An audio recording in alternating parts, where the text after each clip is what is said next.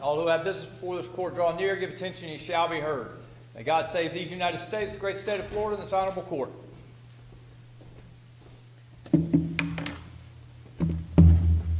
Thank you. You may be seated. We have 3 cases before the docket today. The first case is, I believe, Farrell versus Rivera Auto Transport, LLC, Tobin Motor Company, and other parties. Is the appellant ready to proceed? Well, yes, Your Honor. We filed an emergency motion this afternoon. We reached a settlement at a little after 12 noon today. I think both Mr. Brownlee and I believe it would be not advantageous to have the argument. Best for our clients not to know how the court may feel about the case. We think we could probably have the settlement wrapped up in the next 30 days. And so would request that... Well, that's your choice if you want to present argument, counsel. We have not canceled oral argument, nor have we ruled on the motion, nor are we required to rule on the motion or to grant it. As you, I know, under Pino versus Bank of New York. Well, that's so why it's I'm... totally, excuse me. I'm sorry. That's totally within the court's discretion as to whether to grant the motion or not. This court recently issued an opinion where we declined to grant a somewhat similar motion. So it's totally up to you and your ethical decision as to whether to present argument in favor of your client. I think Mr. Brownlee and I would both decide not to present oral argument and would, I guess I'll orally move, since I haven't had time. We've been working on the settlement this morning, that the court stay the proceedings for 30 days because part of the settlement requires my client to dismiss this appeal with prejudice. Well, I've been here 20 years. I never had an oral motion to stay. That motion, as far as I'm concerned, is denied. So you may present argument on behalf of your client if you so choose, or you may choose not to present argument. That would be most unusual, in my opinion, to not present argument for your client in an oral argument that's been scheduled for some time. I understand that parties can settle cases even at the last minute, although apparently this case is not even settled. It is settled, Excuse me. Since you're asking for a 30-day delay, it apparently isn't settled. So, again, without belaboring the point, since apparently you've decided not to present argument, I would just, again, this is not a reprimand, it's not a criticism, but when a court grants oral argument, it invests significant resources in the case and preparing for the case, and a last-minute decision to settle the case, very understandable, especially in a case involving such serious injuries as occurred here. Certainly understand that. However, the motion has not been ruled on. Okay. But again, that's your decision, and I understand your responsibilities. Right. I guess the case has settled, Your Honor. I was just asking that we keep the case open for 30 days, which I think is customary. Certainly have had that happen in other courts, but I choose not to present oral argument. Thank you, Counsel. Counsel Rapley, you may proceed. Your Honor, I'm going to take the same route as Mr. Gowdy and decline to present oral argument. And apologies to the court. We tried everything in our power to get this done sooner. I understand. No apologies are necessary. Okay. But do understand that a motion to delay a case where oral argument has been granted for 30 days may not be granted. Understood. So the case may either be dismissed today, or we will proceed to the merits of the case without oral argument. Understood. Thank you, Your Honor. Thank you. We'll proceed to the next case.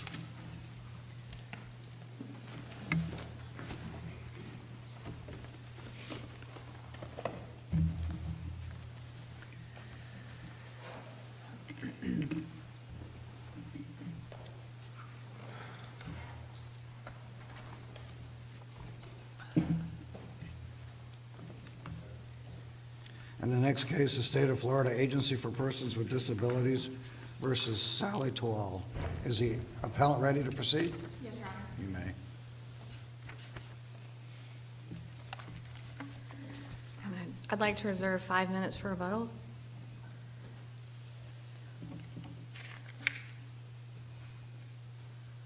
You may proceed. May it please the court, my name is Miriam Coles of the Henry Buchanan Law Firm. I'm here today on behalf of the Agency for Persons with Disabilities.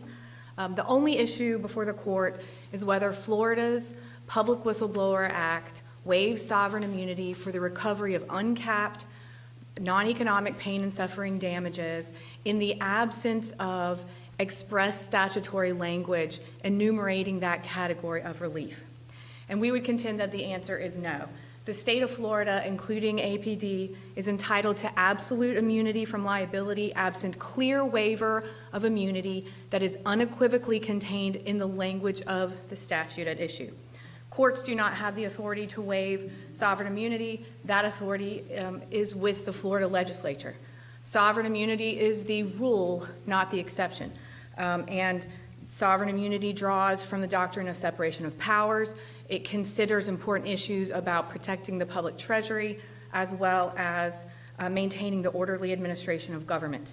The standard of waiver for sovereign immunity is well established in Florida law, and it mirrors the federal standard for the application of a federal waiver of immunity. And it's a three-part standard. Counsel, you might want to pull that microphone down a little bit. Thank you, Your Honor.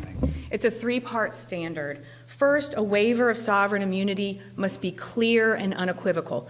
The Florida Supreme Court held that years ago in the Spangler opinion, and this court has repeated it recently in Caldwell and Hightower.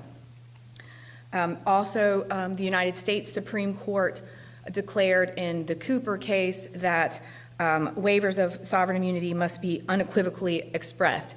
Interestingly, Caldwell and Hightower, when they describe the clear and unequivocal standard, they talk about being clear, specific, and unequivocal. Specific meaning clearly defined or identified, meaning that the waiver of sovereign immunity has to be clearly identified and defined. Second, a waiver of sovereign immunity cannot be the product of inference or implication. As the court held in Hightower, waiver of immunity should not be found where it can only be inferred from or implied by the text of the statute. Similarly, Caldwell said, and I'm paraphrasing a little bit, but if you have to infer a waiver of sovereign immunity, then it doesn't exist because it's not clear and unequivocal.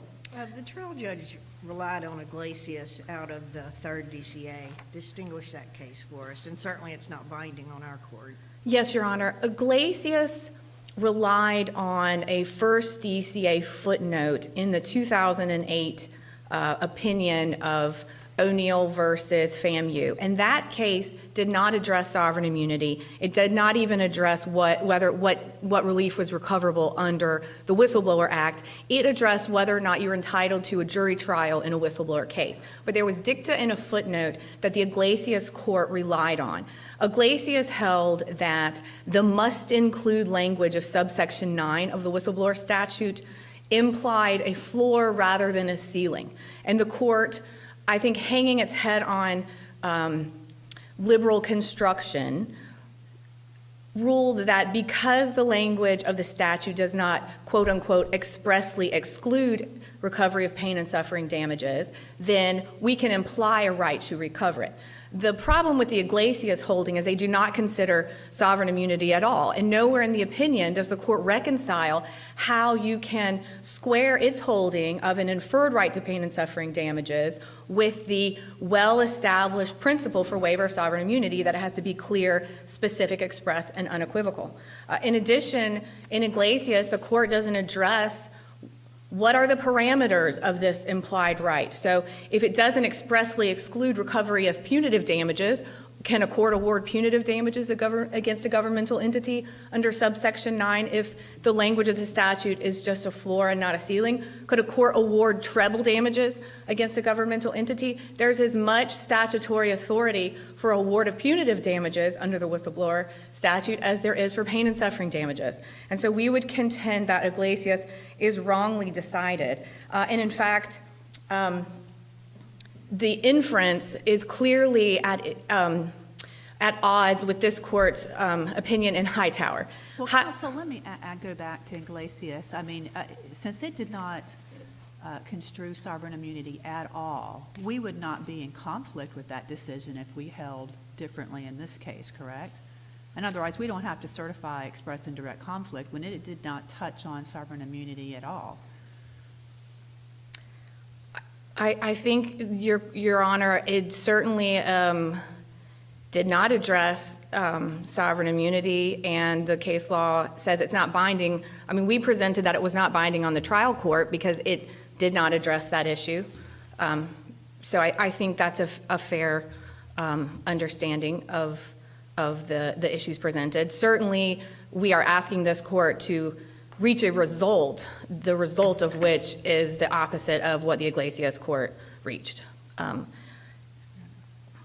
In terms of the requirement for an inference, I think this court in Hightower very directly explained what is not permissible.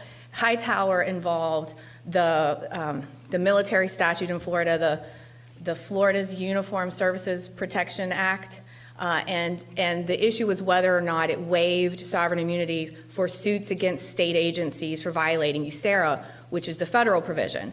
And the plaintiff in that case pointed to pieces of the statute from which you could infer an intent to bring suits against the government. For example, FUSPA directly incorporated USERRA, and USERRA has language allowing suits against the state. FUSPA has language about concurrent jurisdictions for the states. FUSPA had language about civil penalties. And so the court looked at it and said, yeah, you could infer that perhaps the legislature may have intended suits against the state, but there was no clear, express, and unequivocal waiver. And in fact, the court said the argument that canons of statutory construction should be used to read into Florida law a waiver of sovereign immunity that does not project from the plain and unambiguous language of the text underscores the lack of an unequivocal waiver. So in other words, if you have to use principles of ambiguity, if you have to use inference, such as finding that it's not expressly excluded, then there is no clear waiver of sovereign immunity, as this court found in Hightower. And similarly in Caldwell, that involved the Ombudsman Program statute. And the court said, even if we inferred an intent by the legislature to allow suit against the department, that's not enough to have a valid waiver of sovereign immunity when the standard is clear, express, and unequivocal. Counsel, just to take off on a point that you just made, so immunity has to be clearly and expressly waived, and if there's ambiguity, it goes in favor of the state. But with respect to this act, the Florida Supreme Court in some older cases had said that because it's a remedial statute, ambiguity should be construed in favor of the employee. So is there tension there? If we've got ambiguity, on the one hand, it goes for the state on immunity, but more generally, it goes to the employee because it's a remedial statute. Your Honor, you're right. There are old cases talking about the whistleblower statute being liberally construed because it's remedial. But liberal construction does not come into play unless there's ambiguity. If you look at the plain language of the whistleblower statute, we would contend it's really not ambiguous. The language says what it says. It says that a prevailing plaintiff, when the court is awarding relief must include the following. And then the statute lists 6 categories of relief, including reinstatement, compensatory damages for lost wages, lost benefits, and lost remuneration. There's attorney fees and costs, injunctive relief, and finally, temporary reinstatement pending the final outcome. So the statute says what it says, and a reasonable reading of the statute is that relief must include these things. In other words, a court doesn't have discretion. Many years ago when the statute first came out, it said relief may include, which implied that a court, even if a plaintiff prevails, a court had discretion and said, well, I'm not going to award attorney fees and costs.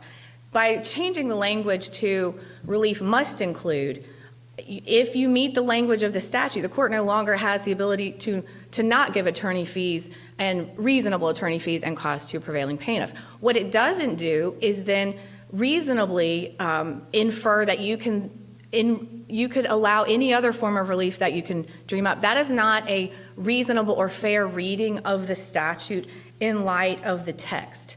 Well, do you think it's significant that we have an allowance specifically of these non-economic damages in the Private Sector Act, but there's an absence of such language in the public sector. Yes, Your Honor, I do think that's significant. I think, as this court said in Hightower, the legislature is well aware of how to waive sovereign immunity and that the language has to be clear and explicit. And so we have to assume that the legislature knew if it wanted to include pain and suffering damages, it would have done what it did in the private sector, which was to include an expressly enumerated provision for other compensatory damages allowable at law. That's what the private whistleblower statute says. So it has a prong for compensatory wages and remuneration, similar to the public whistleblower statute, but there's an additional provision, a catch-all provision, if you will, that allows for any other compensatory damages allowable at law, which courts have reasonably interpreted to mean pain and suffering damages. There is no similar language in the public whistleblower statute. There is no catch-all provision from whence one could infer some type of entitlement to other compensatory damages. It is silent. Even the amicus brief acknowledges that the whistleblower statute is silent as to whether or not there are other possible forms of relief available. And we contend it's silent because they're not recoverable, that the express, specific, unequivocal waiver allowed under the statute is for the 6 categories of relief. And again, these are robust forms of relief. They are not subject to the sovereign immunity caps of 768.28. That's set forth in the Hare case and in Garrison, that the sovereign immunity caps don't apply. So if you have a plaintiff who recovers $300,000 in lost wages and $250,000 in reasonable attorney fees and costs, all of that is awardable under the public whistleblower statute. But what isn't permissible is for a court to then infer a right to a category of damages that is not contained within the language of the statute. And certainly, we are not contending that there is no waiver at all in the whistleblower statute. It is a statute designed to allow suits against state agencies, but the waiver extends to the express language of the statute. The scope of the waiver is determined based on the language of the statute. I think we would all agree that we could not infer, because of liberal construction, a cause of action that's not contained within the language of the public whistleblower statute. Similarly, we cannot infer remedies that are not contained within the language of the statute. And I think the FAA versus Cooper case, it's a federal Supreme Court case applying the waiver of the federal immunity, and it's really very similar. In that case, the court was looking at a Privacy Act that created a cause of action against executive agencies for mishandling confidential information, and if there's an intentional violation of the Privacy Act, you could get actual damages. And so what the Supreme Court was trying to decide is, does actual damages include pain and suffering damages? And so it looked at the issue of waiver of sovereign immunity, and it recited the same standard that Florida uses, clear, express, and unequivocal. It talked about an unequivocal waiver in the statutory text.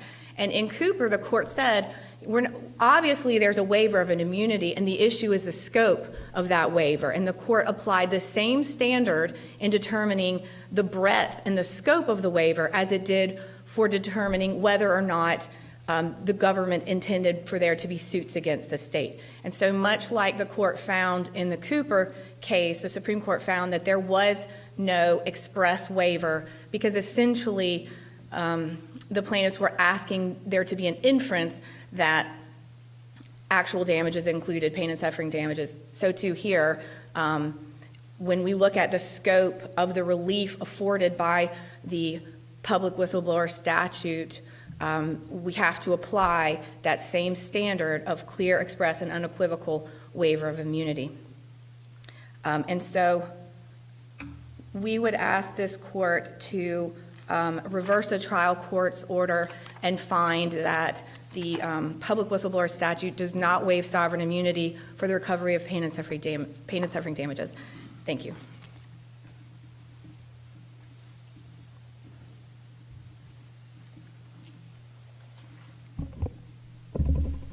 All right, may it please the court? My name is Ashley Richardson, and I am here on behalf of Ms. Toll.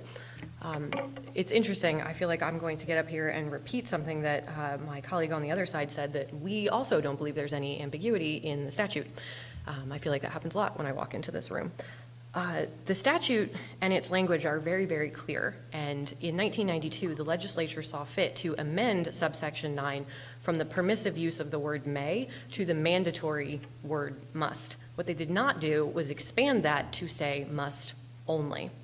I think this is due to the unique nature of state employment by these or employees who are employed by the state of Florida. That comes with it a certain amount of additional benefits that may not be available to private sector employees. There's a reason that these statutes are split like that, private sector versus public sector, right? So a public sector employee, they might be, let's say, for example, you're not going to earn the same amount of money that you would in the private sector, right? So you get additional benefits as a public employee. There's retirement, there's health care, there's PTO. If you get terminated, you lose those benefits, and you lose the accrual of those benefits. The legislature knows this. They're the ones that wrote those benefits into existence in the first place, right? So if we have an employee who's terminated and later prevails at a whistleblower claim, the legislature knows that in order to fully make that employee whole, certain things need to occur, such as reinstatement, the reinstatement of benefits, the reinstatement of seniority, all of these things that are going to eventually snowball, say, for example. Why not, the legislature simply could have mirrored the non-economic damages language that's included in the private sector in the public sector? Right, Why and not just mirror the language? I mean, in fairness, that would be convenient for everyone involved here. They didn't. They used the permissive may. So let's say we have a private sector employee who prevails. The court is able to award any of those 5 categories of damages in the Private Sector Act, one of which is compensatory damages. But they are not required to reinstate an employee or reinstate that employee's seniority or benefits to the state that it would have been at the time that they were terminated. That's a critical thing for public employees to be reinstated to that position as if that time gap never happened. So when the legislature amends the statute in 1992, it does away with the permissive and makes it mandatory. There are 6 categories of relief that a judge cannot deny a prevailing employee: reinstatement, seniority, lost wages, which is interesting, the third thing on that list, but attorney's fees, and then they add the temporary reinstatement, again, to stem stem some of the issues that are going to flow from this time gap by putting the employee back in that position during the pendency of this action. Couldn't the concession be that in the public sector, you certainly have a much more liberal environment for giving somebody their job back, the exact same job, putting them back in? So couldn't that be the concession, so to speak, as to why we've got differing verbiage in those 2 acts? I think that's a big part of it, that there's the state being such a large and very stable employer. There's a lot of opportunities for, let's say, a government analyst too, to maybe go to a different agency. That's a much more available remedy, but it's also a necessary remedy, because if you're let's say a 30-year veteran of the state, but you get fired, you're going to lose a significant amount of that, what you've accrued over the course of your career if you're not reinstated to that same position, level, seniority, et cetera, as if that gap never happened. That may be an issue for some private sector employees, but it is certainly an issue for public sector employees, so the statutes are drafted differently to accommodate those. The fact that it used to say may and now says must is pretty indicative of the fact that the legislature was aware that they have to give these employees that essentially shift back to the day that they were terminated. We need to start from there and go forward. Otherwise, you're essentially losing all of what you've worked to build as a state employee. Do you agree that non-economic damages is not among the forms of relief available expressly in the statute? We absolutely agree that it is not listed in the 6. Our our clear reading of what the statute says is that, hey, if you are the prevailing employee, a court cannot deny you these 6 express forms of relief, but it's not exclusionary. It's drafted in such a way that these forms of relief are required, but they are not, it doesn't exclude other forms of relief. So for there to be an express and specific waiver of sovereign immunity, wouldn't it need to be written in the statute? Wouldn't it need to be more clear than inferred right to non-economic damages? We would argue that the list is exclusive or excuse me, not exclusive, the list is mandatory, and that because it's not excluding any of the other forms of relief, they're just not specifically identified as something that a court has to offer. That list is specific to things that a court must provide an employee who prevails on their suit. And for the purposes of sovereign immunity, I think this is why the Iglesias Court and the O'Neill footnote out of the first don't address sovereign immunity, is because they start with the plain language of the statute, which is the floor, not the ceiling language that Iglesias utilizes, that because it doesn't say must only, or there's not a seventh category that says, and no other forms of damages are available. It's just very specific as to what a court cannot deny an employee. Wouldn't that mean that the statute should say must include the following but is not limited to? If we were going to, I mean, it would be convenient if it was that explicit, but it's not, and unfortunately. I mean, I appreciate your candor that when you repeatedly say, gosh, I wish it did. I mean, but it conveniently, doesn't. But isn't that really basically an argument for ruling in favor of the appellants? That sovereign immunity, the waiver of sovereign immunity is a very serious matter. It is a court telling the executive branch and the legislative branch, you're going to pay additional monies.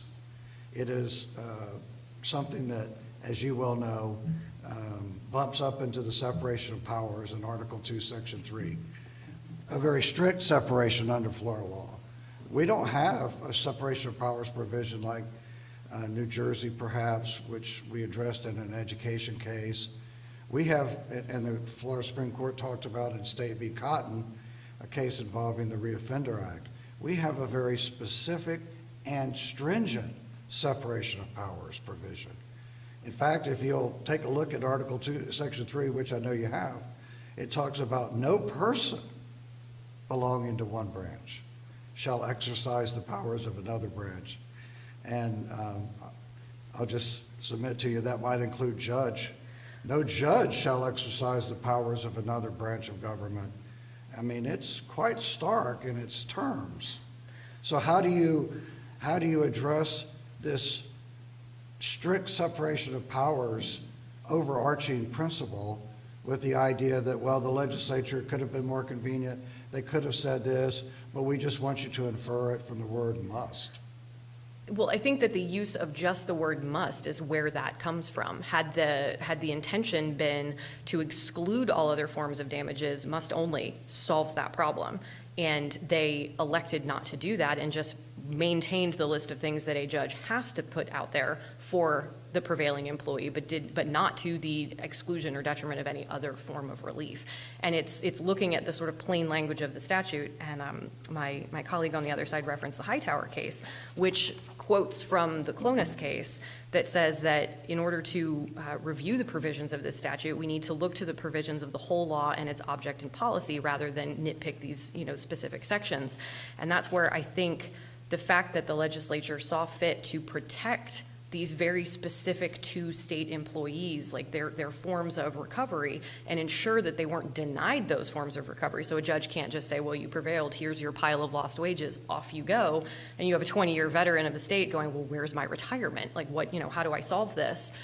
The fact that they saw fit to sort of close that loophole. So under your argument, if a plaintiff prevails on a claim, in this case, for example, or any case, for pain and suffering, and your opponent concedes there's no statutory cap on any of these damages, right? Yes, I believe that was what she said. So if a plaintiff obtains a $50 million pain and suffering judgment against the agency for the mental anguish, and I'm not suggesting that that doesn't occur, for the pain and suffering that they incur, that $50 million judgment against the state of Florida has to be upheld for pain and suffering. I would argue that the way the statute is currently drafted, that is the situation that we find ourselves That looking has at. to be, Yeah. logically, right? Yeah, that would be, that's our position, is that's the natural flow of what the language of the statute says. Because there's no limit. And pain and suffering damages by their very nature are difficult. I think it's been repeatedly recognized for juries to evaluate. I was going to say, as a plaintiff's It's attorney, not- I would agree with that. You don't have an economist saying, okay, well, this is your average wage. This is what you would normally earn over a 20-year period. This is how much that wage would increase. Pain and suffering is highly subjective. Correct. So No, I would agree with everything you So said. whatever a jury decides is the appropriate amount of pain and suffering damages against the sovereign is appropriate. Given the way the statute is worded and the trust that we vest in juries, I would say that the answer to that question is definitely yes. So I think, again, following what I just mentioned about the Clonus decision, just referencing how statutes should be evaluated, if we look at the purpose of the act, what it's trying to preserve, the rights of the employee that it's trying to protect should the employee prevail, the availability of compensatory damages has always existed, particularly since the 1992 amendment, where we make it clear that this specific set of categories is for sure to be awarded to a prevailing plaintiff. So our argument would be that sovereign immunity has been waived on this issue the entire time. And that is why the Iglesias court, most likely, obviously I wasn't there, would not have evaluated sovereign immunity because they looked at the whole text of the statute and came to the conclusion that failure to include exclusionary language, or just the decision not to, not necessarily a failure by the legislature, necessarily means that they didn't intend to exclude these alternative categories of damages, but they wanted to ensure that employees of the state who were wrongfully terminated, and it was found that that was the case, were made whole again. So every remedial statute by the legislature, ranging from damages for environmental pollution caused by agencies, the whole gamut, if the legislature, and the legislature provides a cause of action, and they provide certain remedies, if they don't exclude non-economic damages against the sovereign, then those are available. I think that's going to depend on the specific wording of that provision. I think But I mean, that's your argument here. It wasn't excluded specifically, so it has to be included. In this particular instance, the way the statute is drafted, yes. And I think, again, looking at the companion of the private sector and the fact that all of those damages are permissible, I think that's the reason that we have this difference in the way that the two are drafted and what's included and what's not included, because we're not requiring that a court give a private sector employee specific things. The judge could reinstate the employee or order restitution in some form like that, but they're not required to.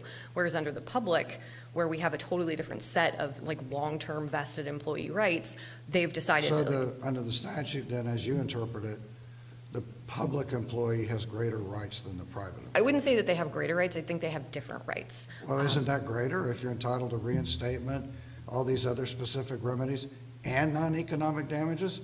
Doesn't that mean the state employee is in a better position than the private plaintiff? I think that could be looked at from a number of different perspectives, one of which How being- is it not more advantageous for the public employee if they have all 6 remedies and non-economic damages? Well, the other remedies are available in whatever circumstance the judge sees fit in a private sector case. I think that the sort of agreement made between a long-term loyal state employee and the state is like, hey, your pay may not be as significant as it would be if you were out there in the private sector in that market, but we're going to offer you for your years of service this retirement benefits, really good PTO, access to affordable health care coverage. Like you're getting saying, I worked for the state briefly. Those were the reasons I went to work for the state, were to access those benefits as a new parent. So I feel like, you have, I wouldn't say that they have more rights, but I think that because of the nature of public employment, the legislature essentially knows what it's offering those who work for it, and they know that in order to secure those benefits, essentially long-term loyalty to the state is necessary, and that if you have that break in service, you lose everything that you've worked for. And like I said, that may be a situation in a private sector company, which is why those damages are available. And let's say the facts were to bear out that in order to get your pension from your private employer, you needed 30 consecutive years of service. A judge could certainly, under those circumstances, award reinstatement, eliminate the gap, that sort of thing. But we know for state employees that those things are required in order to secure your end of career benefits. And that's why the legislature saw fit to make sure that those benefits were available, or that that restitution was available in the event that an employee prevails. The list is mandatory but not exclusive is really the balance of our argument. We see it as a very straightforward, sort of simple argument. The language of the statute is quite clear. Now, to the extent this court were to determine that that's not the case, that is where liberal construction comes into play. We have these statutes, I believe it's the Irvin case was one of the first ones, Edenfield as well, to say that where there is ambiguity in the statute, that ambiguity needs to be resolved in favor of the employee who is, attempting to remediate their loss of rights, essentially. So that would fall hand in hand with, if we have some confusion over this use of must versus must only, which is not in the statute, that should be resolved in favor of the employee. So let me, even if we were to agree with the proposition that the must is a floor and not a ceiling, that still doesn't answer the question or the requirement that there be an express and specific waiver of sovereign immunity. So there could be other forms of relief that perhaps could be included under the floor argument. But when it comes to an additional component of damages against the state, the Supreme Court has said there has to be a clear and unequivocal and express waiver. Here, there's a silence. There's none of that. And our argument, and this is mirrored, or I guess expanded upon in the amicus brief, is that because they've waived sovereign immunity for the ability to bring a suit against the state in the first place for whistleblower retaliation, and they've enumerated the specific forms of mandatory damages but haven't excluded any other damages, that waiver is express and unequivocal and covers sort of the gamut of damages that one could expect to see in an employment-related case, which really I think the only thing that we're left with is this compensatory damage. Everything else is sort of specifically included in the mandatory language. So while I agree it's not specifically stated in there, our position, supported by the amicus brief, is that because they waived sovereign immunity in the first place for the entire statutory scheme and didn't specifically exclude this form of compensatory damages, that it's been waived the entire time, essentially. So if there's no limit on the damages for a public employee, and back to my hypothetical on the $50 million judgment, so that plaintiff is entitled to execute that judgment against the state without a claims bill in the legislature, right? I honestly, that one goes a little bit far afield for me. Well, I mean, if there's no cap, there's no requirement of a legislative action. Yeah, I think that that's probably accurate. Because other injured parties who sued the state, who face the cap, do have to obtain specific legislative authorization. Yeah, and I think that on just as a general principle, I think a lot of times those caps come into play after a judgment is sort of entered, that someone seems, that a large judgment comes in and then we go through and maybe this wasn't the way we needed the statute to be written, and that there's a real possibility that that could come into play at a later time, as I feel like it has done sort of time and again over the last several decades. But as currently written, the compensatory damages would not be subject to any sort of cap. So once again, our position is that the footnote in O'Neill, followed by the third district in Iglesias, got it right, that the must is mandatory as to the list directly below it, but it's not exclusionary. Sovereign immunity isn't at issue because it was already waived for the whole statute, and we would just ask that you affirm the decision of the trial court. Before you sit down, I'll ask you about O'Neill. I think that your firm was involved Yep. in that case I saw, but, I don't see in any way, I think it's a far stretch to grab that quote out of O'Neill and then equate it to our adherence or agreement with Iglesias. O'Neill was a jury trial right. Correct. No, Case, and period. So do you concede that this is a novel issue for this court? It is, That absolutely. We have not had any kind of statement or position on this specific issue? no, absolutely, and I apologize if I spoke too broadly and said, because no, absolutely, O'Neill was, that is dicta in a footnote that was then carried into sort of existence in the third DCA by the Iglesias court. I was merely referencing it as just language, but definitely, it's certainly dicta. All right, thank you. Thank you, counsel.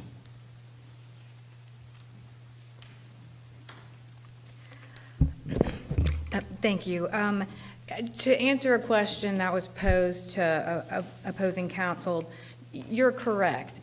Injured persons who sue under the whistleblower statute do not have to submit a claims bill. That statutory scheme is not subject to the cap. Persons who are injured or even wrongful death claims brought in tort against state agencies are capped at $300,000, and they have to seek a claims bill to get additional relief. But the legislature expressly, specifically, and unequivocally saw fit to waive sovereign immunity for whistleblower retaliation claims for 6 robust forms of relief. It probably is true that reinstatement is important for public sector employees. That's why the legislature waives sovereign immunity and requires relief of both temporary and permanent reinstatement in the express language of subsection 9. The legislature saw fit to expressly, specifically, and unequivocally provide for attorney fees and costs. as well as for compensatory damages for lost remuneration. But what the legislature did not do is expressly, specifically, and clearly waive sovereign immunity for recovery of pain and suffering damages. We know that the legislature understands how to waive sovereign immunity. It understands that a waiver of immunity has to be clear and explicit. With that understanding, it listed out 6 enumerated categories of relief that must be afforded to a whistleblower plaintiff when they prevail. The appellee's interpretation that must include that these 6 forms, these robust forms of uncapped relief, are just the floor, and a trial court can essentially fashion any relief it wants to, is not a reasonable interpretation of this statute, of the plain language of the statute. And while remedial statutes are entitled to liberal construction in order to the extent necessary to effectuate the legislative purpose, liberal construction cannot be used to defeat a fair reading of the statute grounded in its text and structure.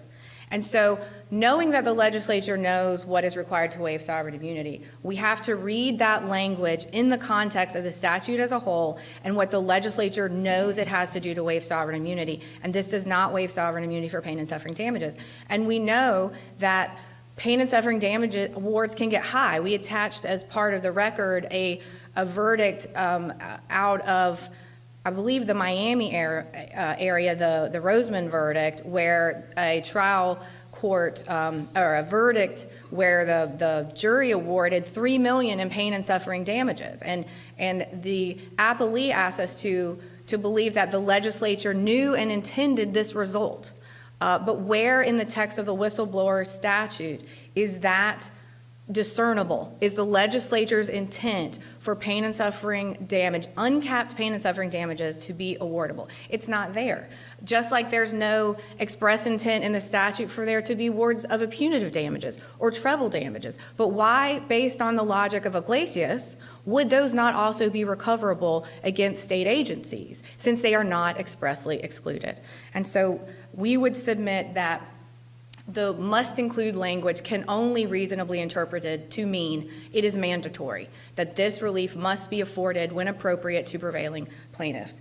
Finally, the Clonis case, that's actually very helpful to us because it demonstrates what the legislature has to do to effectuate a valid waiver of immunity. Clonis is a first DCA case analyzing the Florida Civil Rights Act and whether or not the Florida Civil Rights Act waives sovereign immunity for suits against the state. And the first DCA looked at it and said, well, persons is defined to include state agencies or subdivisions, so clearly there was an intent to include persons or employers. Employers includes a person, and a person includes a state agency. So it expressly is contained in the language of the statute. In the damages section, it talks expressly about state agencies are not subject to punitive damages. It talks about state agencies will be liable up to the cap. And it expressly describes the type of damages, including pain and suffering damages, that are awardable under the Florida Civil Rights Act. That's how you would expect the wording of the statute to be, where it expressly identifies the damages that are awardable and expressly identifies a clear, express, unequivocal intent to waive immunity. And so we would ask this court to reverse the trial court's order and find that pain and suffering damages are not recoverable under the public whistleblower statute. Thank you, counsel. May we proceed to the next case? We'll call the next case then U.S. Ark Florida, Inc. versus Fish and Wildlife Conservation Commission.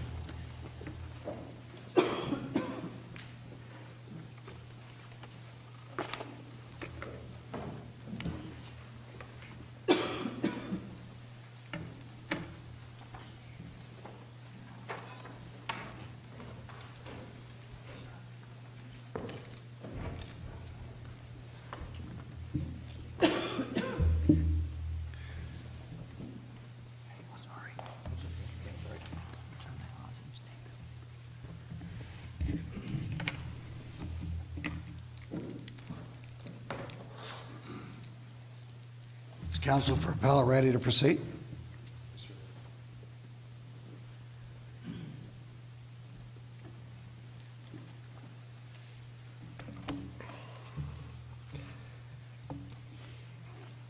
May it please the court, my name is Nathan Adams. I represent appellants U.S. Ark Florida and several named members. Appellants asked to reserve 4 minutes rebuttal time. Let me begin with what this case is not about. This case is not a challenge to the constitutional authority of FWC to regulate animals in the wild, nor is it a challenge to the authority of the legislature to regulate captive animals. Instead, this case is a challenge first to the constitutional authority of FWC to issue rules regulating captive animals, including domesticated ones, and second, to issue them in disregard of due process with the effect of shuttering an industry. To this extent, our facts are more serious than the Florida Supreme Court confronted in Barrow v. Holland in 1960, when the court disagreed that FWC's predecessor agency, the Game and Freshwater Fish Commission, or GFC, could regulate the ownership of, quote, dogs, cats, and other household pets. Why did it disagree? Because the justification for the establishment of GFC, like its successor, FWC, quote, stems from the state's interest in animals ferae naturae, unquote. Wild animal life, within the meaning of Article 4, Section 9, is in fact ferae naturae. For this case, the significance of constitutional amendments since 1960 is only this. Article 4, Section 9 requires due process.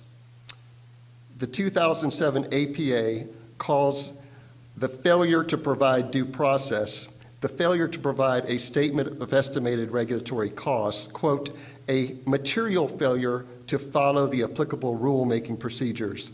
And this court, in fact, invalidated a rule. Now, we don't need to get to those issues if we agree with you on the first issue, right? Yes, Your Honor, you're correct. We have 2 separate grounds here for the same arguments that we're making today.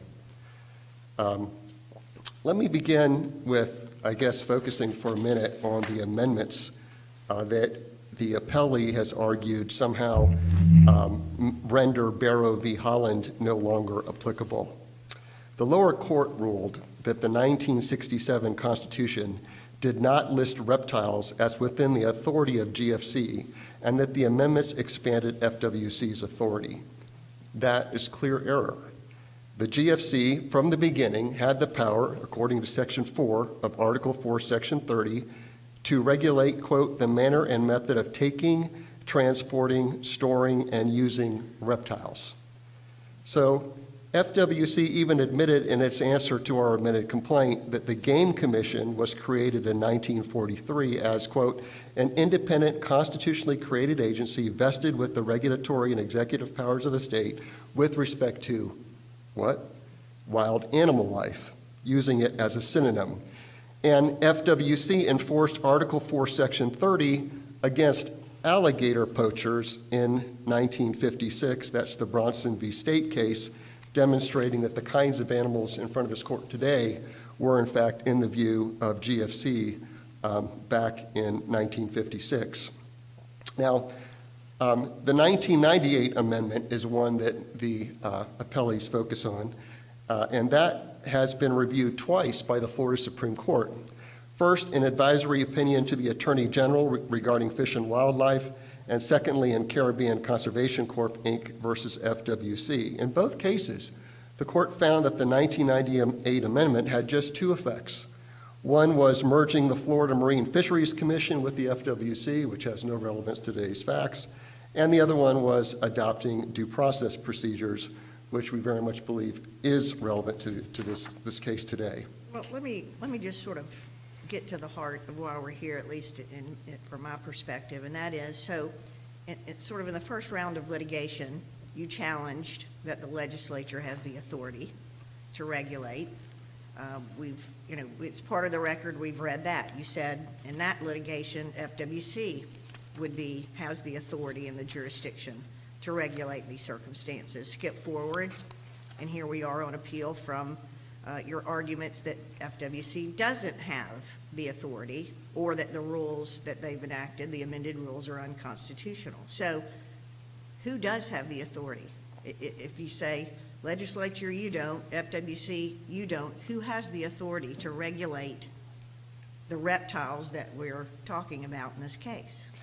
Your Honor, Chapter 2020-123 is the law that was at issue back in 2020.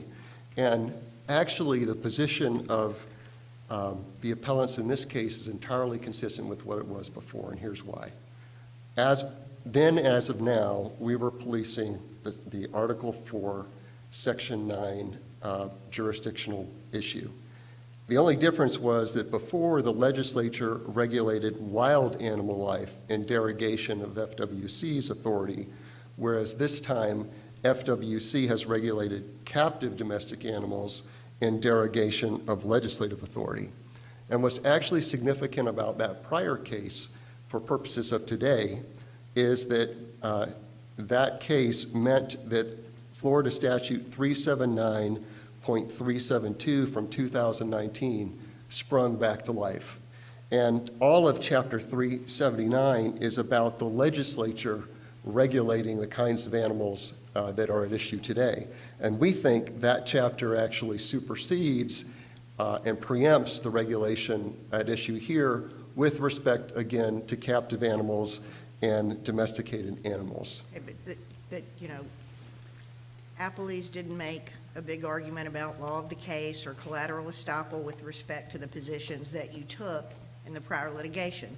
So let's get forward. Answer my question. Who regulates? Who's supposed to regulate in this? It's what I actually just said, Your Honor, that the legislature Repeat it, is 'cause I didn't responsible for understand. regulating captive animals. It has been true since 1953. We think that the record establishes that from the very beginning, from the beginning of GFC forward, Chapter 379 has been, in fact, evidence that the legislature views itself as the appropriate regulator of captive You've argued the animals. legislature doesn't have the authority or jurisdiction. How is that consistent? We argued that it didn't with respect to wild animals specifically, because Article 4, Section 9 today, So essentially, if you put an animal, regardless of species, in a cage or in captivity, it's no longer a, quote, wild animal. no, that's not exactly our argument. That is certainly the caricature that the appellees paint of our position. Our position in this case, the record evidence establishes that the animals before the court today are ones that have been bred over multiple generations, so-called broad stock, for the purpose of commercially selling animals. They have not been plucked from the wild and put into a cage. So all those tourist sites we see on the interstate about come see our baby alligator, that would be an animal probably captured in the wild that you would concede the commission has the authority to regulate? Yes, Your Honor. What's critical about the Barrow v. Holland case, that a point that appellees have not admitted, is that when you look at that case, it specifically held that there are instances when captive animals are in fact subject to GFC regulation, and it referred to the incidental transport of animals as an example. It gave a couple others that were critical to the underlying purpose of what GFC is about. And we're not here to argue those kinds of facts here today. And kind of the flip of that argument, Your Honor, is if we'll call that argument by appellee the parade of horribles directed at us, the opposite issue for FWC is, okay, well, who regulates cats, dogs, and household pets? And the Florida Supreme Court clearly found that that was not appropriate for GFC. So there is a line to be drawn here. And the line that the appellants tried to argue, and that the circuit court never even mentions in its order, is that the animals in front of the court today, not only are they captive, but the record evidence is that they're domesticated. And domesticated in the same way that a fish, that a dog or a cat might be. Well, I think, I think a profound example that was mentioned in the briefs, if I accept your argument, then if a tiger, for example, is bred in a zoo setting, so not plucked from the wild, and I buy it, and I put it in my backyard in a cage, it's your argument FWC has no authority to regulate that unless and until it escapes from my cage and then becomes wild, and then they have the authority to regulate it. Well, Your Honor, a few points about that. The first thing is that taking animals from the wild is unlawful, irrespective of the outcome of this case. Releasing them into the wild is illegal, irrespective of the outcome of the case, by statute. And the critical point here is that it's not as if FWC doesn't have regulatory authority over these animals, that they're not going to be regulated. To the contrary, they will be regulated by the legislature. What's important about this case is that the rules were adopted solely under Article 4, Section 9, without any statutory reference. Had there been a statutory reference where the legislature had supplemented their authority to give them the authority to issue rules, we would have a different case than what we have today. And how is that different from the argument that you made, which is, to me, in reading those pleadings that are in the record, you're making an opposite argument than you made in the 2020 litigation, saying the legislature has no authority, jurisdiction, it's FWC. Your Honor, first off, I should point out the appellants in this case are not identical with the appellants in that case. But setting that aside and pointing out that even if that case were as described by you, which I'll in a minute address and argue it is not, it doesn't change the underlying jurisdictional question here, which is what does the word wild animal life mean? And were these rules adopted in furtherance of the jurisdiction of FWC or outside of the jurisdiction of it? What happened in 2020 is irrelevant for that purpose. But to answer your question again, what we argued before was that because the legislature was acting specifically contrary to what the rules were that FWC had adopted at that time, relevant to wild animal life, that was the reason that statute was stricken and then not appealed. Let me point out that Rule 68A-1.004, subsection 91, the rule that FWC adopted, defining not wild animal life but wildlife, defined it as follows: all wild or non-domestic birds, mammals, fur-bearing animals, reptiles, and amphibians. That tells me that FWC even conceded that there were times when animals, including such as appellant's animal here, reptiles, could in fact be domesticated animals. And that's unrebutted testimony on the record here today. Under the summary judgment standard, once we put on record evidence to that effect that our animals were domesticated, there was a responsibility on the part of the appellee to come back and rebut it at a minimum before they could be entitled to summary judgment. And the fact that it wasn't referenced in the underlying order and that burden was never negated, that burden was never met, is reason alone from our standpoint, just looking at the burden shifting analysis of Addicts versus S.H. Kress, which of course the Supreme Court adopted a couple years ago, reason enough why it should not have been granted summary judgment in that case. Counsel, may I ask you a question about, assuming Barrow is still binding, in other words, it informs the definition of wild animal life here in this case. Below there was a lot of argument about domestication. So where do you draw the line between when a species falls within wild animal life and then, comes out of that category? Is it domestication, and what does domestication mean? Is that kind of in the eye of the owner, or is that a more scientific-based analysis? Your Honor, of course, a core point that we make in the briefs is that just like FWC never defined the term wild animal life, it also did not define the term domesticated. And so we have to look first at that rule I alluded to before, 68A-1.004, suggesting that wildlife, as defined by appellee, it only pertains to non-domestic, among other things, reptiles. Then we would have to look at the way DAX has defined the term, and DAX defined domesticated animals as any animals that are maintained for private use or commercial purposes to include reptiles. Let me ask you a question that I think is a challenging question, so not necessarily dispositive, but recently the FWC declined to authorize a second bear hunt. And as I'm sure you're aware, there was quite a bit of constituent interest in that issue, especially in this area. And finally, the legislature enacted a statute that authorized citizens to kill what they consider to be dangerous bears.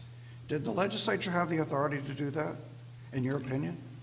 Your Honor, what Article 4, Section 9 clearly says that the legislature can act in aid of FWC. But that was a case where the commission refused to authorize the hunt.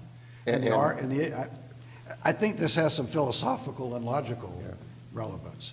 Well- And the argument in front of the legislature was, or at least as I perceived it, was, look, these animals are dangerous. They could kill a human being.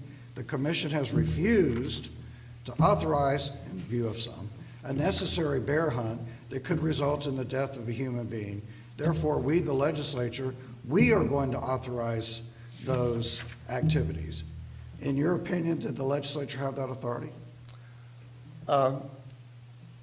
Your Honor, clearly the legislature, as the third branch of government, is in charge of the police power here. And I suppose if where there's overlap between its unique authority in that way as compared to FWC's authority with respect to animals, I think there's a reasonable argument that you've brought to the fore on that. I see that my time, I'm going into my rebuttal time, so I'll yield that comment.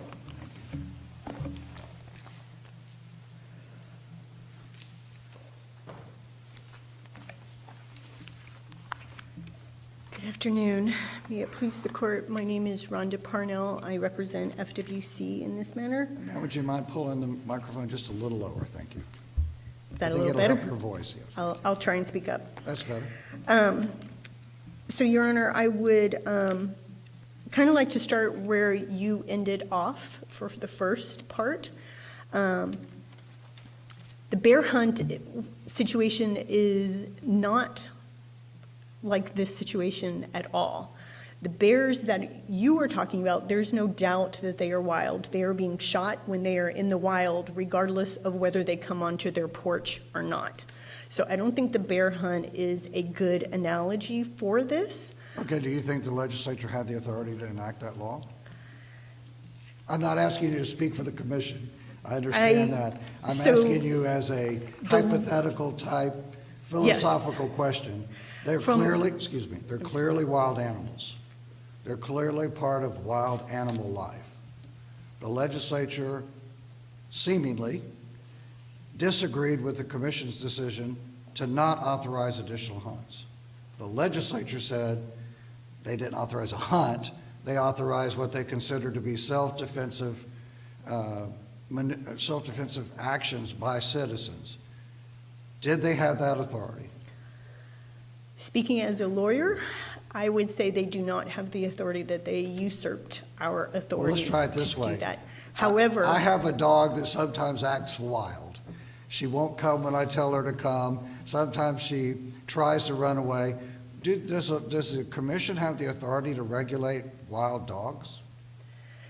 if it is truly a wild dog, that is a specific category. Yeah, you don't have to address my dog. So let's say dogs in the wild. There are wild dogs, right? Yes, there are wild dogs, for example, like a dingo that would be from Australia that someone could have and release into the wild. That is a wild animal, falls under our jurisdiction. So what domestic animals does the commission not have the authority to regulate? We have no regulation over domesticated animal. That Okay, well, falls to these animals never got out of a cage, never lived in the wild.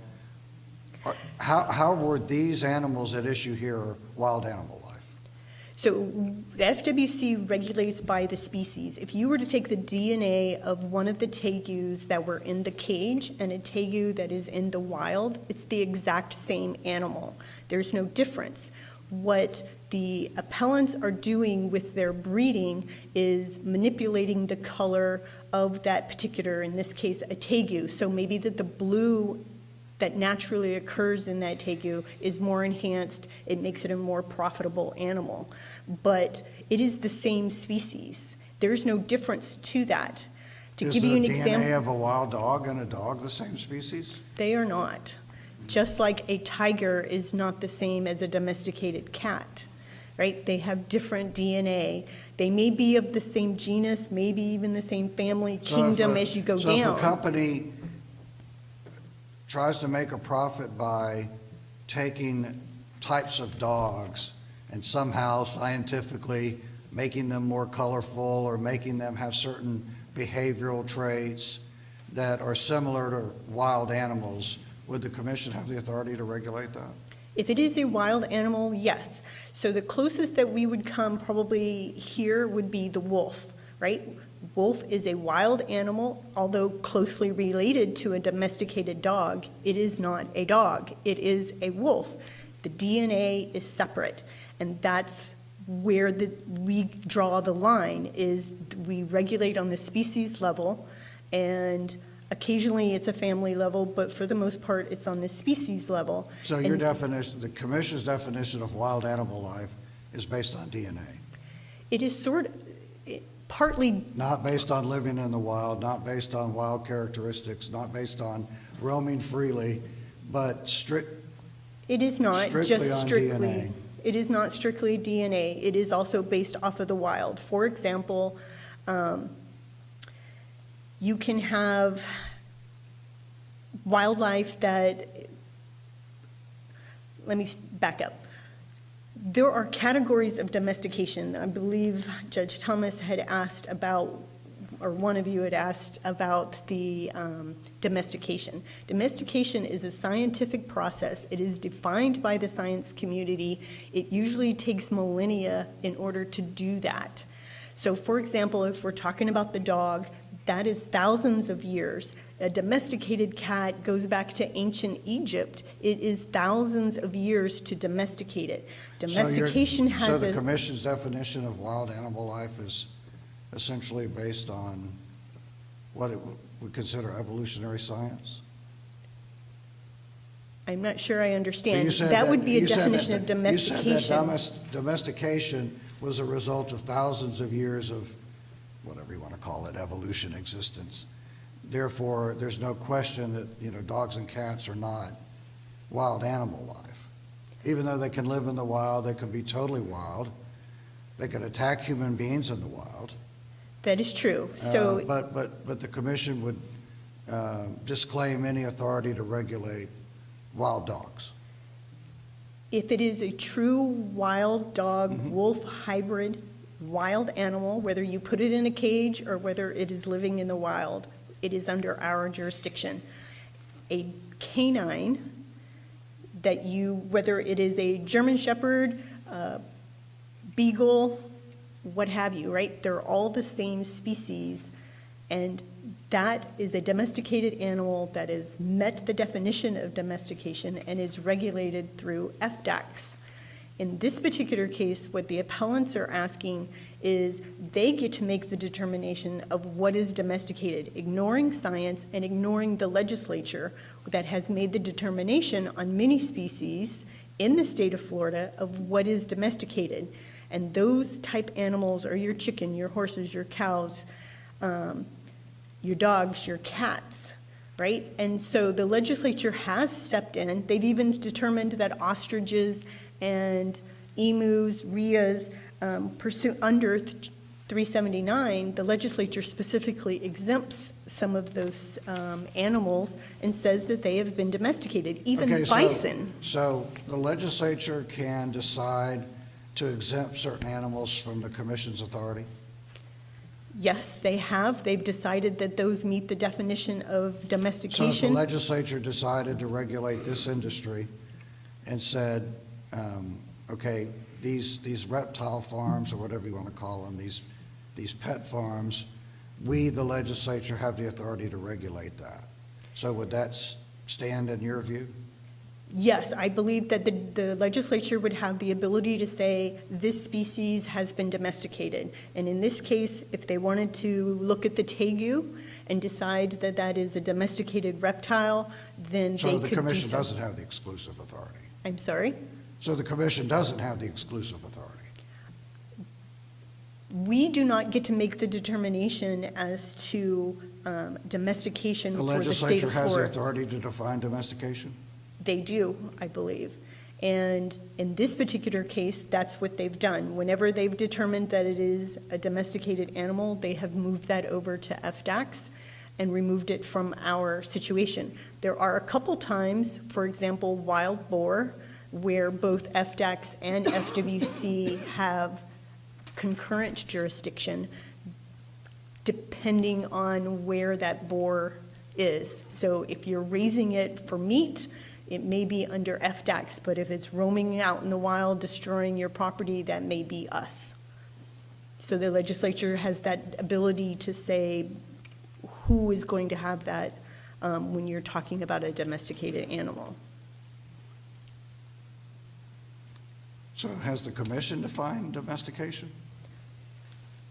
To my knowledge, they have not defined domestication because that lies in the purview of the legislature for FDACS is a legislative creation and not a constitutional creation. And so they're the ones, the legislature So is the tomorrow, one. the legislature could say, we regulate these animals that are at issue here, and the commission would step back and say, yes, that's valid.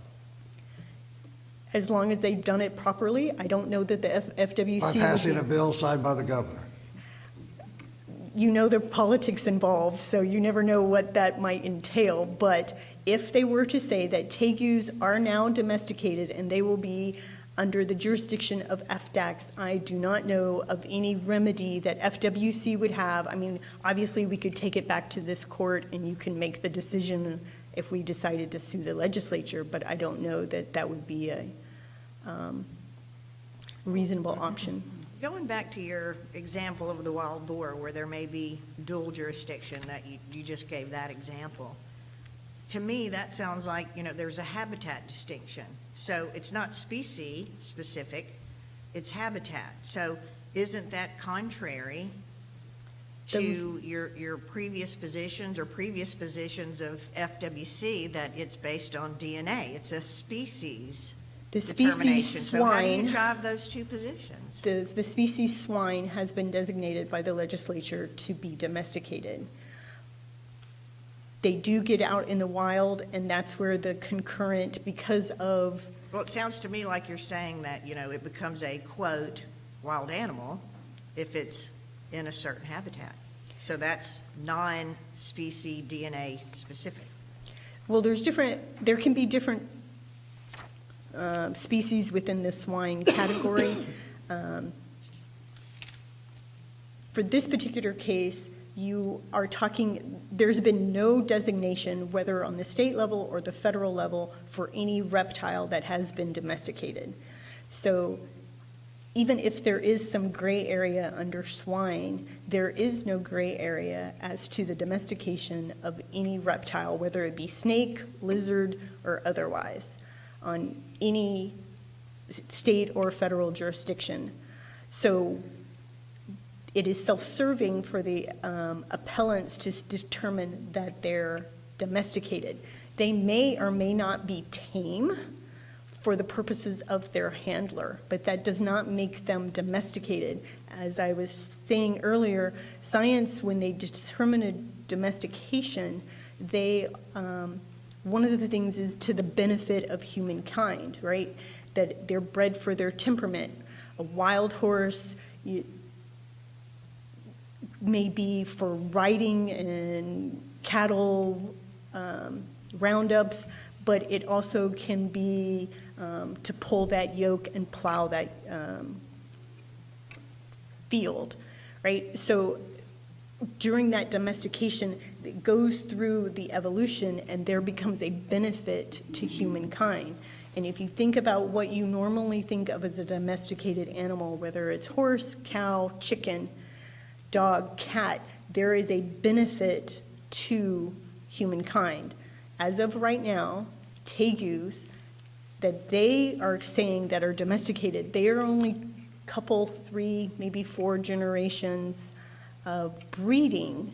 That does not make domestication. Some animals can never be domesticated. There's studies that zebras, they've tried to domesticate zebras, and so far they've been unsuccessful. So for the appellants to say that their animals are domesticated, I believe is self-serving, that there is no way, just because they make the statement doesn't make them domesticated. They provided no evidence to show that anybody has ever domesticated them, that they've gone under any type of science studies or anything along those lines to show that any of the reptiles on this list are being domesticated. I would like to address, Judge Thomas, you had asked, in the first round, they challenged the legislature because the legislature adopted the 8 species that we're talking about, and they put them on the prohibited list via statute. And they challenged that, saying that they did not have the authority to put those species on there as prohibited. What counsel was saying is that they're not wild animals, right? That they can only do captive. The legislature has to regulate captive animals. But that's exactly what appellants' animals are captive wildlife. So I believe that they're disingenuous when they say that it wasn't the same attack on the first round when the legislature added them to the statute. Now, we agree that that falls under our purview, and that whether it's captive wildlife or wildlife out in the wild, that falls under our jurisdiction. Based on your example, you shouldn't be able to just go buy a tiger or a lion or a honey badger or some other critter and put it in your backyard, and because you put it in a cage, it's no longer regulated by FWC. If according to what they're asking, the legislature would have to designate that as captive wildlife, create the set of rules or what have you, or designate those to us. We do not believe that we need that designation from the legislature, because the legislature, or the language in the Constitution, it used to say that it was the regulation of bird, game, fur-bearing animals, and freshwater fish for the state of Florida. When the Constitution changed, it was, we believe that it was changed in response to the Barrow versus Holland case. The language in 1969 changed to, the commission shall exercise the non-judicial powers of the state with respect to wild animal life and freshwater aquatic life. All subsequent changes to the Constitution has remained the same. There is no doubt that that language to wild animal life expanded what animal life was, because in the prior definition, it was listing specific types of animal, right? Game animals, bird, fur-bearing. Or could it have been more clear? Because arguably, a dog or a cat could have qualified as fur-bearing animal in the original language. It could have been, but I mean, I believe that dogs and cats have always been domesticated, and domesticated animals do not fall within the jurisdiction of FWC. Right, but changing it to wild animal life didn't disconnect it from the common law doctrine definition of ferae naturae, correct? I mean, it seems to me that actually more aligns more closely than the prior list of individual species. We believe that the subsequent case law, the change in the Constitution, as well as the subsequent case law, including Wakulla, Airboat Association, Caribbean Conservation, they all, most of those were dealing with marine life, because that is a little more complicated, because it is a hybrid of both constitutional and legislative power that is given to the FWC. But we believe that, given that case law, where it has said that we are the constitutional entity, our legislative, anything that we do is tantamount to a legislative act. Our rules are the same as a statute, in that if the legislature had passed a rule saying that you had to wear a blue shirt on Friday, and we did the same, our rule that said you had to have a blue animal on Friday, then our rule carries the same weight as the legislature when we make rules regarding the wildlife. The language in 379, both 303, 304, 3761, and 3762, it makes no sense as to what appellants are arguing. They're trying to argue it both ways. They're trying to say that we have no constitutional authority and the legislature has to do it legislatively. But the legislature has already done so, right? They've said under 379-303, the commission shall promulgate rules defining class 1, 2, and 3 types of wildlife. That is what most of the animals are. A tegu was a class 3 animal. So I'm not quite sure how the appellants get to talk out of both sides of their mouth when they're saying that, because I think your question is the crux of the question: who has the authority? We believe that the Constitution, by either a common definition or other definitions of wild animal life, gives that authority to us, whether it is in a cage or not in a cage. Given the fact that we had pythons, we have Nile monitors, we have tegu populations throughout the state of Florida that make us a unique situation in wherein we not only have to protect what is current, but we're going to go forward. And it is one of the arguments that appellants are making, that we can't do anything about it until we have a problem. And in this case, we are trying to prevent that problem. We would ask that you uphold the summary judgment in the circuit court. Thank you. Chief, Sure, with your of course. permission. So I want to make sure I understand both parties' arguments. And so when you use the term caged or not, and I compare that to the term domesticated, am I correct? It's your argument that you may have a species that is clarified as domesticated, but it may be caged. But basically what you're saying is FWC has the authority to regulate non-domesticated animals. Yes, ma'am. And so the reptiles that we're talking about today, if in fact they had made the list of domesticated animals as enumerated by the legislature, we wouldn't be sitting here today probably. And so it's your argument that unless these reptiles are on the domesticated list, whether they're caged or not, FWC regulates it. Yes, ma'am. We believe that all wild animal life encompasses pretty much most of the animal kingdom except those that have been declared domesticated. Declared by the legislature. Yes, a legislature. Because earlier you said sort of declared by science, and that. Typically, that's how the That raised legislature. some questions for me, because I don't know that science is an authority under the law. So. I think so science only- is what governs so- the legislature. So the legislature declares that bears that are now feeding out of garbage cans, harassing human beings, potentially scaring people, possibly threatening human life, if they declare that they are no longer, you no longer have exclusive authority, what would be the position of the commission? Without speaking to Well, the I- commission I'm not- themselves, I would understand. suspect that they I mean, would. logically, Yeah. under your argument, the legislature doesn't have that authority, do they?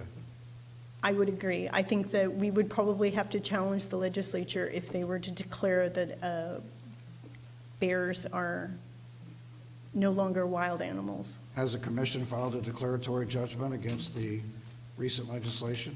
Not to my knowledge. All right, thank you. Thank you. Madam Clerk, will you allow 2 minutes and 45 seconds additional time for the appellant, please? Thank you, Your Honors. I'd just like to build on Judge Thomas, your comments. In fact, the legislature has twice decided what domesticated means, and the citations are in the briefs at Florida Statute 570.65 and 585.01 subsection 10.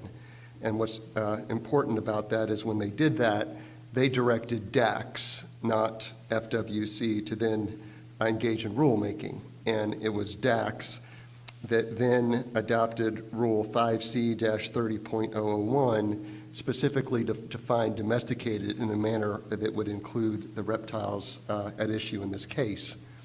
And what's important here is that, again, the only record evidence here is that the animals that are in front of you are, in fact, domesticated. There's no rebuttal, competent, substantial evidence, again, meaning that the summary judgment could not be granted to the movement without addressing that issue.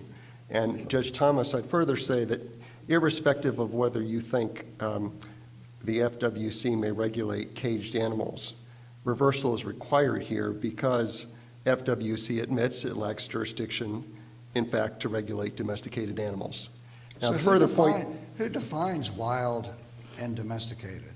In other words, I assume that if the legislature declared, I don't know what's in that particular statute, it's not in front of us, obviously. But if the legislature declared that a certain animal, such as coyotes, were domesticated because they are so dependent on human civilization, obviously a court eventually decides whether an animal is wild or domesticated, but can the legislature simply make that decision? Your Honor, I do think the challenge here, going back to the prior litigation that I understand Judge Thomas is concerned about, gets to your exact point. It is the legislature that needs to be engaged in line drawing here, and it's perfectly appropriate for the legislature to do that.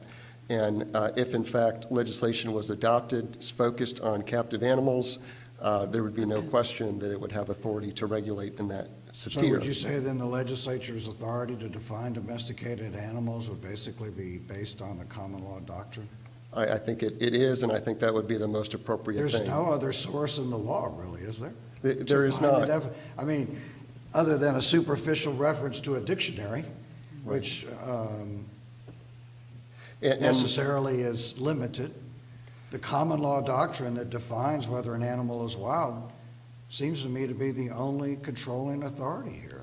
I think that's right, Your Honor, and that's why the court originally said that the jurisdiction of its predecessor, FWC's predecessor agency, was derivative, in fact, of that doctrine. And that's why in State v. Lee, when there was a question whether a deer that the court said was domesticated, interestingly in that case, when there was a question whether when it was removed that was stealing or not, again, what the court did is it looked at the feri naturae doctrine. And this kind of comes full circle to another point that we make. And that is, if wild animal life doesn't mean that, there's no definition in law of the term, and there's no definition of domesticated by FWC, then there seems to be a substantive due process question. There's a vagueness question that anybody who has a household pet confronts. Is my pet regulated by FWC or is it not? And that's the kind of issue that this court has in the past, and NAACP and other cases said, means the language is not self-executing. It means the legislature has to give definition to that term, just as Judge Thomas, you were referring to earlier. And in fact, twice, both you, Judge Thomas, in the Crum v. FWC case, had questions about FWC potential overreach in that case involving marine life, and Judge Tannenbaum did as well recently in a case where the question was whether FWC regulating animals of the type at issue was within its jurisdiction or infringing on the legislature, which is, I think, what we have in this case. Even if wild animal life encompasses more than Article 4, Section 30's listing from, as originally drafted, a position that FWC has taken, it makes no difference here. It makes no difference here because even when the Article 4, Section 30 was adopted, reptiles were specifically covered, and in fact, there's a case involving, I alluded to earlier, prosecution involving an alligator. So even if there were some additional animals added, reptiles were definitely within view of GFC in Article 4, Section 30. And the critical point here is that there's nothing in the amendment sense that suggests anything to the effect that the jurisdiction over captive animals belongs to FWC. I want to end with this. Appellant Jesse Hardin put on evidence that when thieves broke into his facility and stole his tegus, FWC helped him track them down for prosecution. According to State v. Lee, this only makes sense if those animals were not wild animal life. We respectfully request that this court reverse the circuit court order granting summary judgment to FWC, remand, and direct summary judgment for appellants enjoining FWC's enforcement of these rules. With that, I'll submit the case and rely upon the briefs for anything else. Thank you. Thank you, counsel. Thank you. The court is in recess. All rise.